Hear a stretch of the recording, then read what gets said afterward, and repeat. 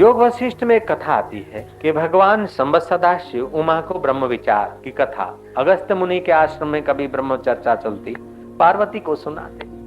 पार्वती अधिकारी थी। शिव जी के इर्द गिर्द और भी राक्षसियां रहती थी, और भी कई लोग रहते थे। उन्होंने देखा कि अपनी कोई वैल्यू ही नहीं, अपनी कोई कदर ही नहीं। ईर्षा द्वेष अगर ब्रह्म विचार नहीं है तो शिवलोक में जाने के बाद भी ईर्षा द्वेष रहेगा और वैकुंठ में जाने के बाद भी रहेगा। और ईर्षा द्वेष ये हृदय को तपाता रहता है और दुष्कृत्य करने को प्रेरित कर देता है। अगर ब्रह्म विचार नहीं है तो हृदय में जलन होगी, किसी को देखकर ईर्षा होगी, किसी को देखकर द्वेष होगा, कोई वस्तु देखकर लालच होगी। और जब तक ये लालच इच्छा द्वेष है तब तक आप अपने घर से बाहर धक्के खाते रहे।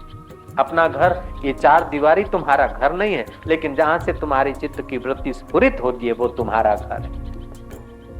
सुबह आप अपने घर से तुम्हारा शरीर निकलता है, रात को अगर नहीं पहुंचे, 2-4 दिन अगर तुम आराम नहीं करो तो महाराज फिर आपका जीवन भी, बाह्य जीवन खतरे में हो जाता है।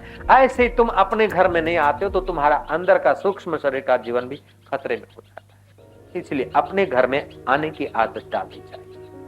जहां से विचार उत्पन्न होते हैं वहां आने की आदत डालनी चाहिए। स्थूल शरीर स्थूल भूतों से अलग नहीं हो सकता है, सूक्ष्म शरीर सूक्ष्म भूतों से अलग नहीं हो सकता है, कारण शरीर कारण तत्व से अलग नहीं हो सकता, और आत्मा परमात्मा से अलग नहीं हो सकता।